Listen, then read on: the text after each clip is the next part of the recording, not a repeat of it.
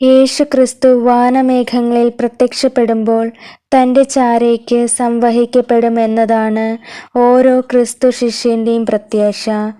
ആ പ്രത്യാശ സബലീകരിക്കപ്പെടുമ്പോൾ മാത്രമേ ദൈവദൂതൻ അറിയിച്ച സകല ജനത്തിനും വരണമെന്ന് ദൈവം ആഗ്രഹിച്ച വലിയ സന്തോഷം നമ്മുടെ അനുഭവത്തിൽ വരികയുള്ളൂ.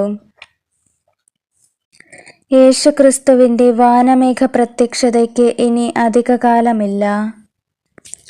ഇന്ന് കാണുന്ന യുദ്ധങ്ങളും ഭരണമാറ്റങ്ങളും ഭരണാധികാരികളുടെ നീക്കങ്ങളും ഭൂകമ്പങ്ങളും അന്തരീക്ഷത്തിലും കടലിലും ഭൂമി ഒട്ടാകെയും കാണുന്ന മറ്റനേകം അടയാളങ്ങൾ ഉൾപ്പെടെയുള്ള എല്ലാ സംഭവ വികാസങ്ങളും നമ്മെ നിരന്തരം വിളിച്ചറിയിച്ചുകൊണ്ടിരിക്കുന്നു.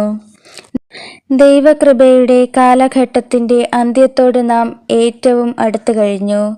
ഇന്നോ നാളെയോ അത് സംഭവിക്കാം. ഒരുപക്ഷേ ഈ നിമിഷത്തിൽ തന്നെ ആയിക്കൂടാ എന്നുമില്ല.